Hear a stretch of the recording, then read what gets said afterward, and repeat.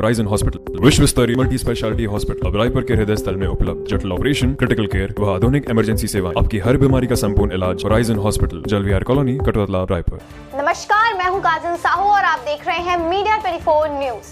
मध्य प्रदेश की सियासत में लगातार उठापटक चल रहा है। इस दौरान छत्तीसगढ़ के प्रथम मुख्यमंत्री श्री अजित जोगी से हमारे संवाददाता खोमन साहू ने खास बातचीत की है। आइए आपको दिखाते हैं। मध्य प्रदेश में लगातार सियासत मची हुई है और हमारे साथ बातचीत करने के लिए छत्तीसगढ़ के प्रथम मुख्यमंत्री हैं अजित जोगी जी। जोगी जी, कैसे देख रहे हैं पूरी सियासत को आप?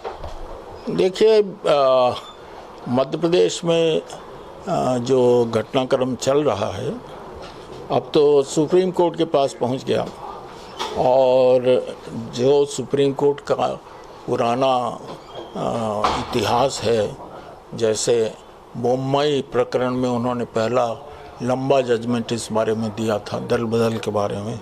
उसके बाद अभी कर्नाटक में हुआ, वहाँ भी उन्होंने फैसला दिया था। तो उस फैसले को देखते हुए ये पक्का कहा जा सकता है कि सुप्रीम कोर्ट कहेगा कि फ्लोर टेस्ट किया जाए। मतलब बोम्मई के केस में ये तय कर दिया गया था कि राज्यपाल को अधिकार नहीं है कि वो सरकार बदल के दूसरे को शपथ दिला दें। ये टेस्ट विधानसभा के फ्लोर पर ही होना चाहिए। जिसका बहुमत है उसको फिर गवर्नर साहब शपथ दिलाएंगे। तो अंततः ऐसा लगता है कि कांग्रेस वहाँ देरी करना चाहती है, जिससे कुछ विधायकों को अपनी तरफ कर ले। इसलिए दो बार राज्यपाल का कहना नहीं माना और फ्लोर टेस्ट नहीं बनाया। इसीलिए अब Bharatiya Janata party supreme court गई है। सुप्रीम कोर्ट का फैसला जब भी आए, मैं काफ़ी दृढ़ता से ये कह सकता हूँ कि सुप्रीम कोर्ट फ्लोर टेस्ट करने के लिए ही तारीख तय करके उनको फ्लोर टेस्ट करवाएगा।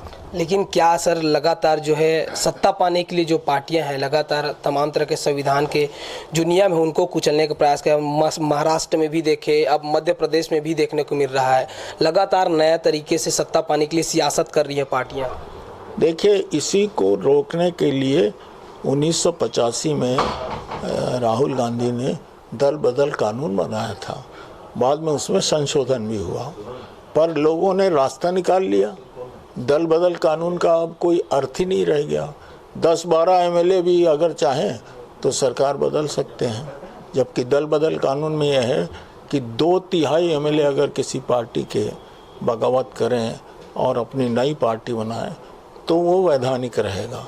पर अब 2/3 की भी ज़रूरत नहीं समझ रहे हैं। लोगों ने ये रास्ता निकाल लिया है कि कुछ लोगों से रिज़ाइन करा दो और उनके रिज़ाइन करने से जो सत्ता में पार्टी है वो अल्पमत में आ जाएगी और उसको रिज़ाइन करना पड़ जाएगा और हमारी सरकार बन जाएगी।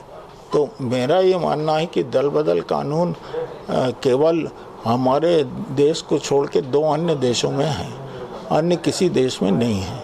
क्योंकि वहाँ ये मानते हैं, इंग्लैंड में, अमेरिका में, कि जो व्यक्ति चुन के गया है उसको अधिकार है कि अपनी भावनाओं के अनुसार, अपनी विचारधारा के अनुसार वो दल जब चाहे बदल सकता है।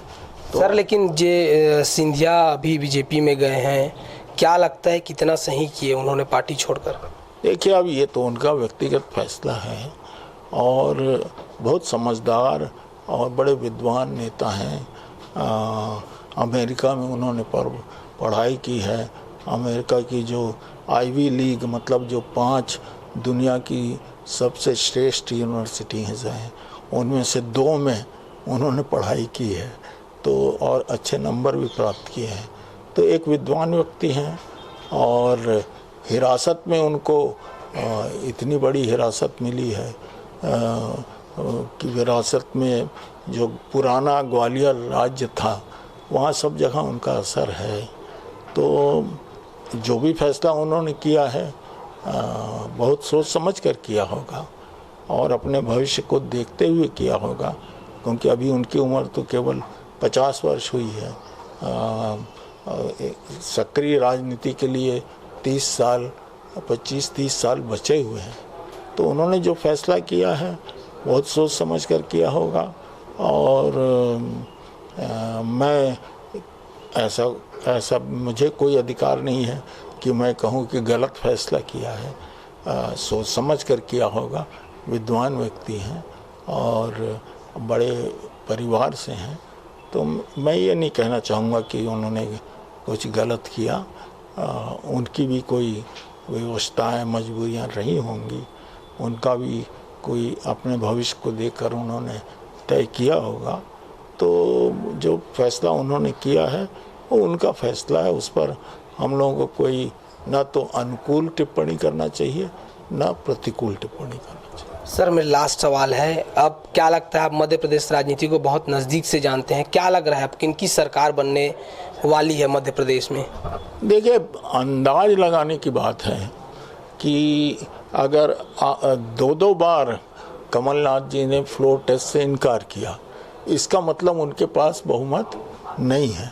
अगर बहुमत होता तो फ्लोर टेस्ट कर लेते, तो वही स्थिति बनी रहेगी। अब सुप्रीम कोर्ट करेगा तो और बुलंदी से और निडरता से अब विधायक लोग वोट देंगे, और मुझे लगता है फ्लोर टेस्ट होगा तो भाजपा को ज़्यादा मत मिलेंगे।